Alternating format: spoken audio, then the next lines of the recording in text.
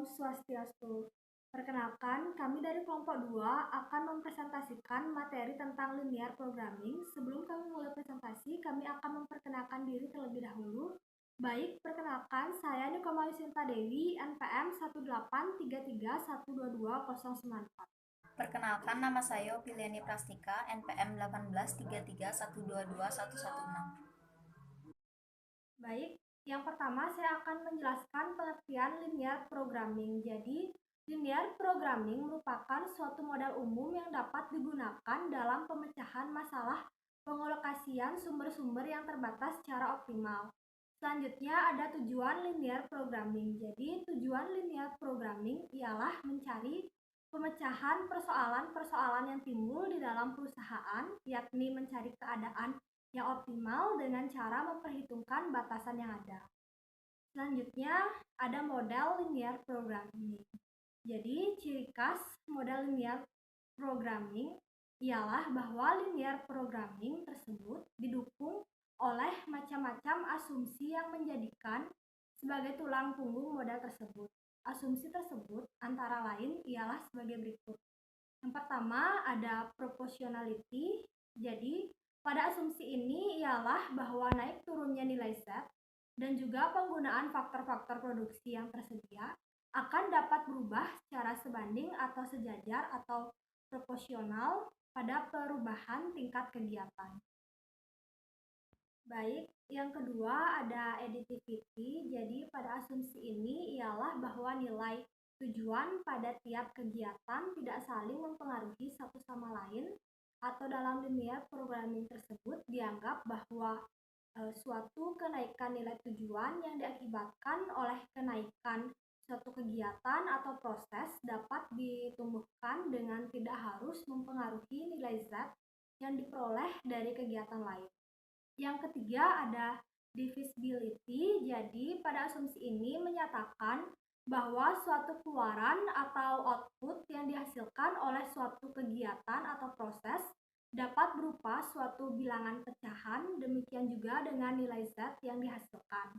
Yang keempat ada deterministik atau certainty. Pada asumsi ini menyatakan bahwa semua parameter yang terdapat dalam model linear programming, misalnya AIJ, BJ, JJ tersebut dapat diperkirakan dengan pasti walaupun jarang digunakan secara tepat. Baik, selanjutnya saya akan menjelaskan materi mengenai fungsi linear programming. Fungsi linear programming ada dua, yaitu fungsi tujuan atau objective function dan fungsi batasan atau constraint function. Yang pertama itu ada fungsi tujuan, yaitu fungsi yang menggambarkan suatu tujuan ataupun sasaran atau juga target di dalam suatu permasalahan linear programming yang berkaitan dengan suatu peraturan dengan secara optimal sumber daya research untuk memperoleh suatu keuntungan yang maksimal. Yang kedua ada fungsi batasan atau constraint function, yaitu suatu bentuk penyajian dengan secara sistematis batasan-batasan suatu kapasitas yang tersedia akan dapat dialokasikan secara optimal. Selanjutnya ada langkah-langkah perumusan masalah programming linear atau LPP. Langkah-langkah berikut yang terlibat dalam perumusan linear programming problem atau LPP, yaitu langkah pertama, mengidentifikasi variabel keputusan masalah. Langkah kedua, membangun fungsi tujuan sebagai kombinasi linear dari variabel keputusan. Yang ketiga, ada mengidentifikasi kendala dari masalah seperti sumber daya, limitation, antar hubungan antara variabel, dan lain-lain. Merumuskan kendala ini sebagai persamaan linear atau inequitation dalam hal variabel keputusan non-negatif. Dengan demikian, LPP adalah kumpulan dari fungsi tujuan, himpunan kendala, dan set non-negatif kendala. Lalu ada metode grafis. Masalah program linear yang memiliki dua variabel keputusan bisa diselesaikan dengan menggunakan metode grafis. Adapun pengerjaan masalah program linear dengan metode grafis ini dapat dilihat seperti berikut. Yang pertama, pendekatan titik ekstrim. Langkah pertama itu ada rumuskan masalah program linear.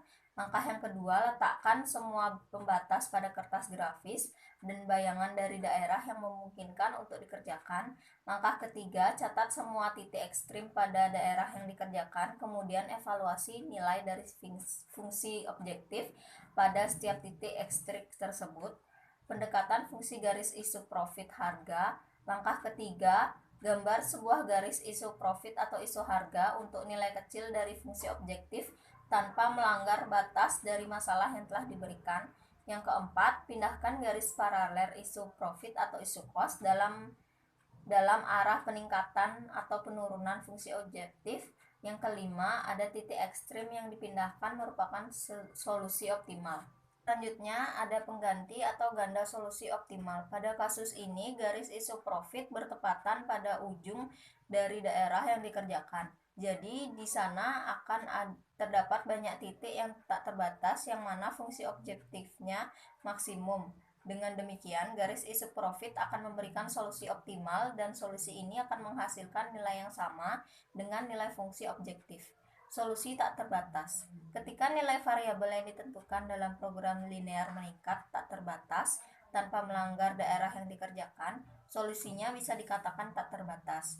Yang pertama, solusi tak dapat dibatalkan. Yang kedua, hal ini dapat terjadi ketika tidak ada nilai dari variabel yang memuaskan semua pembatas secara serempak atau kesamaan.